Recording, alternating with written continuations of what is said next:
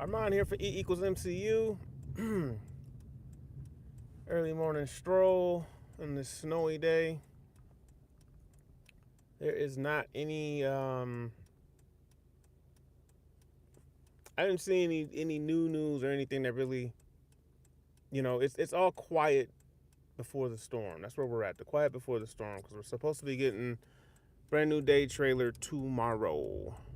So it is the quiet before the storm. But as many of you know, Daredevil Born Again season 2 is upon us as well next week. And I have been rewatching Jessica Jones. It started out with me just wanting to rewatch season 3, and then that kind of led me to refreshing myself up on season 2, which then ultimately wanted it didn't require me, but I wanted to watch season 1 to understand the grasp that Jessica Jones IP has on people, of why they say it's one of Marvel's best television shows. A lot of that comes from season 1. And the reason why that comes from season 1, and going back and rewatching it, and I'm only like a third of the way through, but I can easily see what it was about season 1 that made Jessica Jones not necessarily a household name, but one of the best Marvel shows that they've done.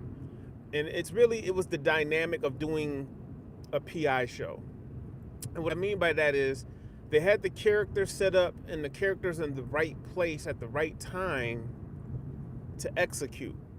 They wanted to bring in Luke Cage into the story. So, they created how the character of Luke Cage would go and how that would tie in to Jessica Jones and how they would meet and that whole thing. You had that aspect going on, as well as you had the introduction of Malcolm, and then you had the introduction of Trish, and then you had the introduction of Hogarth. And all three of those characters had very strong,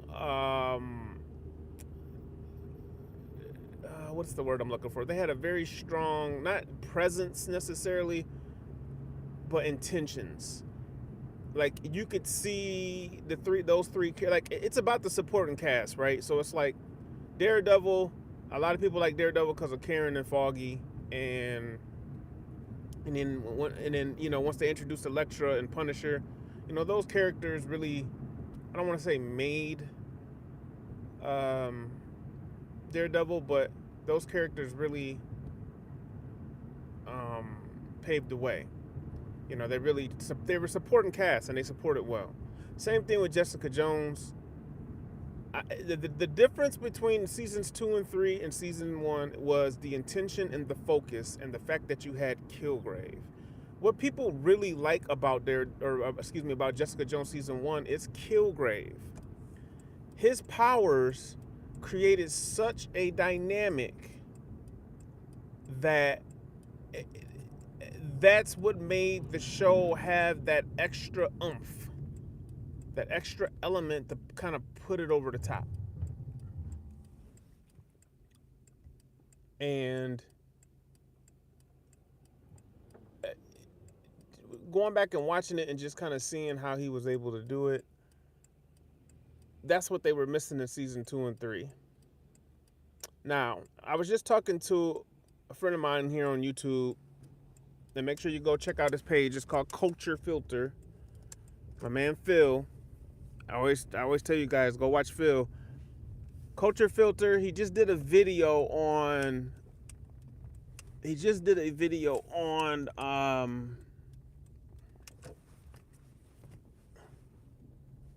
gonna pull in here.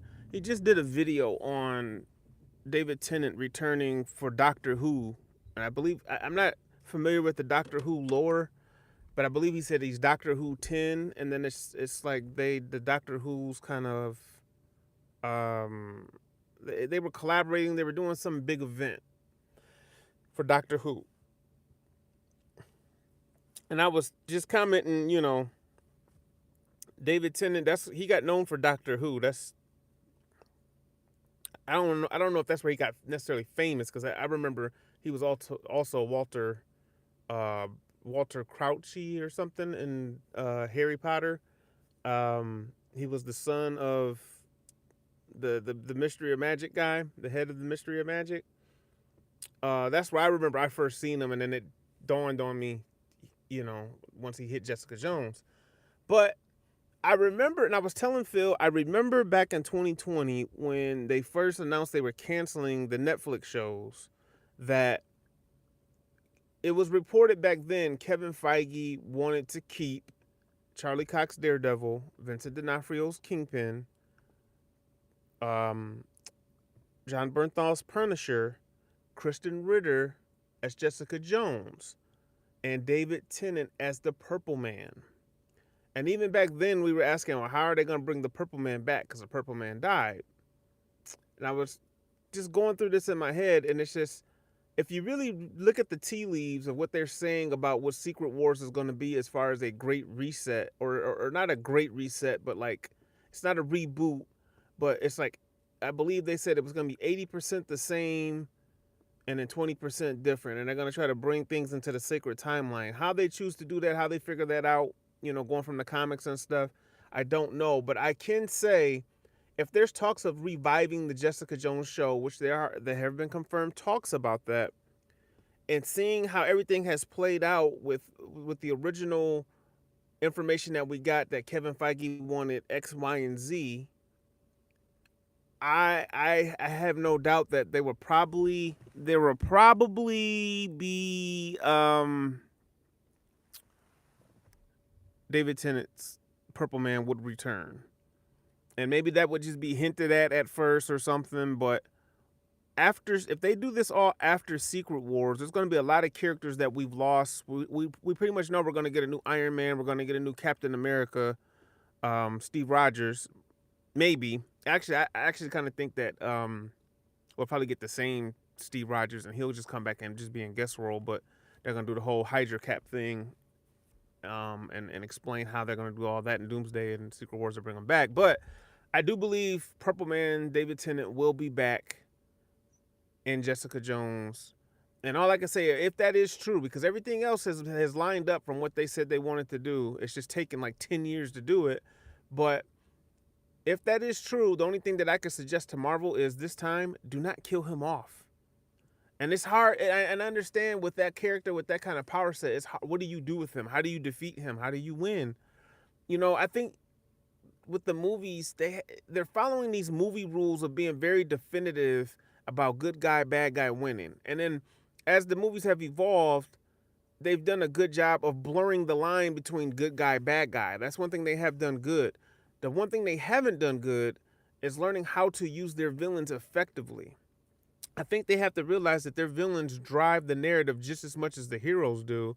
And getting one-off villains every movie and not allowing them or giving the creative space for them to pop back up and play a role is kind of problematic. They were able to do it with Red Skull, and they never ever really explained how or why or what with that. But he was another one that was just because the actor didn't want to play the role. It's like, okay, you can move away from him, but you can have him come back in some sort of capacity like he did in Infinity War. And even I would argue to even a better capacity. Those villains have to drive the narrative.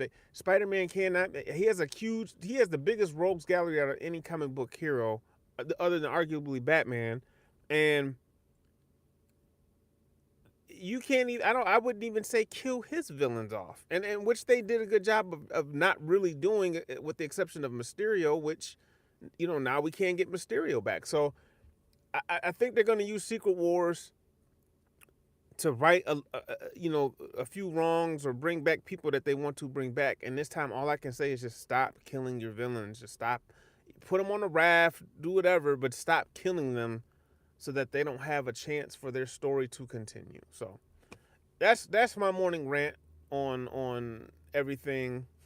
I would love for David Tennant to return as Purple Man, because he really did make that performance, man. Like, the way he played it was funny and scary at the same time. I think that's a very hard balancing act to juggle, and I think he did it wonderfully. So kudos to him. Shout out to Culture Filter, Phil, and shout out to David Tennant, man. Doing this thing, if he's coming back for Doctor Who, hopefully we get to see him in the MCU again, and in a little bit of a bigger capacity, man. Because like you could do a lot of storytelling, have a lot of fun, like they did with that first season of Jessica Jones. So um, that's the only other thing I wanted to add. I did notice just to let you guys know, just a shout out. They are doing a Daredevil podcast, official podcast for Born Again now, kind of like in the way that they're doing Paradise. And I just this that's not an MCU show, but that is a great show. I do. If anybody hasn't seen it, I encourage you to watch it. Go back to season 1 and watch it. They are doing a podcast for that now for season 2, and that is kind of cool. I mean, other than the fact that um what's his name? I keep wanting to call him Xavier from the show, but his wife does the podcast, and then she's also an actress, and she was in this past episode. She does a good job of hosting the show. I'll say that. And then you get a lot of insight because you're talking to the other actors and the writers and everything from the show. So I think that's a good idea. I think that's what Disney is kind of shifting towards. They're trying to shift to connect with the audience. So hopefully that works for Daredevil Born Again season 2. And I don't know, man. Maybe we'll break down some stuff that they say on that after we go through each episode. Um, and just give our thoughts, man. So like, anybody got any comments on it? Make sure you watch it. Make sure you check it out. If anybody, like I said, seen Paradise, want throw that in the comments. Check it out. Make sure to like, share, and subscribe. It does help the algorithm. I stopped doing my channel in between work, and it's just like when I'm in between gigs, this is kind of what I do. But um, when I stopped doing my channel, of course it drops. So it's like now that I'm back doing it again daily, we'll see how it goes. Right now I'm doing this as a hobby for fun because I love talking about Marvel. I love the stuff that's going on with Marvel. So, but anyways, man, leave your comments down in the comment section. Make sure to like, share, subscribe. Till tomorrow, brand new day. Peace.